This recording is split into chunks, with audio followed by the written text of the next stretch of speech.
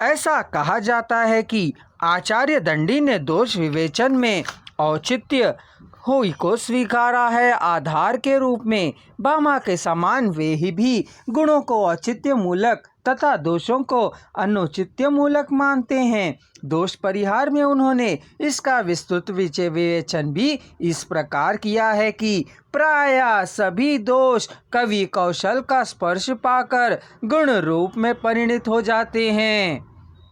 उदाहरण रूप में अपार्थ दोष को हम ले सकते हैं। यहाँ बताना आवश्यक होगा कि समुदयार्थ से रहित वाक्य में उन्होंने अपराध दोष माना है, लेकिन वही अपार्थ पागल मदिरा के मत उपस्थित चित्त वाले व्यक्ति की उक्तियों में दोष नहीं माना जाता। भाव यह है कि कवि कौशल्य पूर्वक उचित स्थान पर प्रयुक्त होने पर दोषत्व का परिहार हो जाता है और इसी दोषत्व परिहार में औचित्य ही मूल आधार सिद्ध होता है। यहाँ यह बताना चाहूँगा कि औचित्य शब्द का प्रयोग काव्य में सबसे पहले कन्नौज के अधिपति यशोवर्मा ने किया था। ऐसा माना जाता है कि वे महाकवि भवभूति और प्रकृत कवि वक्रपति राज के आश्रयदाता के साथ स्वयं अच्छे कवि भी थे।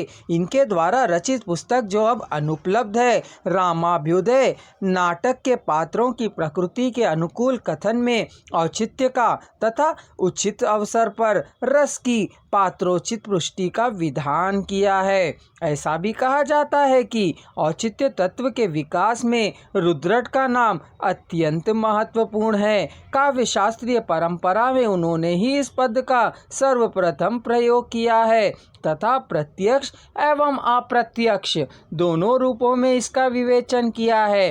रीति एवं वृत्ति का विवेचन कर अंत में उन्होंने बताया है कि उनकी योजना पात्र एवं प्रतिपाद्य का सम्यक विचार करके ही इसे अनिति विस्तृत रूप में करना चाहिए। यहाँ तक यमक का प्रश्न है, वहाँ हम कह सकते हैं कि यमक का विस्तृत विवेचन करने के उपरांत भी उनकी स्पष्ट मान्यता है कि औचित्य तत्व का ज्ञाता महाकवि ही रसपोषक सुंदर यमक का सन्निवेश कर सकता है। ऐसा कहा जाता है कि अनुचित स्थान पर सन्निविष्ट यमक शोभाजनक नहीं अपितु वैरूप्य का ही उत्पादक होता है। ऐसा भी कहा जाता है कि दोष परिहार में भी उनकी औचित्य दृष्टि स्पष्ट होती है। साथ ही साथ कहा जाता है कि ग्रामत्य दोष की उन्होंने विशिष्ट अवस्थाओं में अपहर की स्वीकार किया है।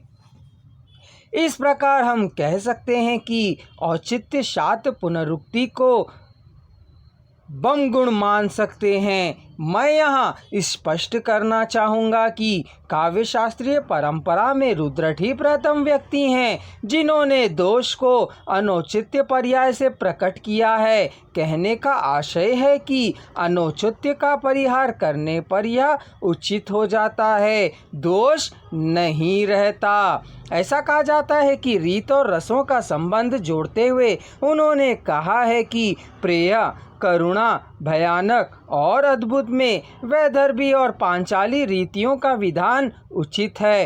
रौद्र में गौड़ियाँ और लाटिया का शेष रसों में औचित्य के अनुसार ही रीतियों का प्रयोग करना चाहिए। कहने का तात्पर्य यह है कि रुद्रट का औचित्य विवेचन अत्यंत महत्वपूर्ण है। अनौचित्य ही दोष है जिसके दूर होने पर दोषत्व का परिहार स्वतः ही हो जाता है।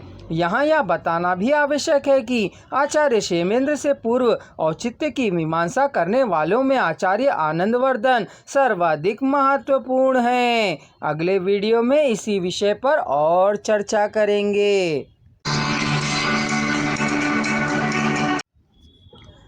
विषय की संपूर्ण जानकारी हेतु हमारे चैनल को सब्सक्राइब करें और अगला चैनल अवश्य देखें।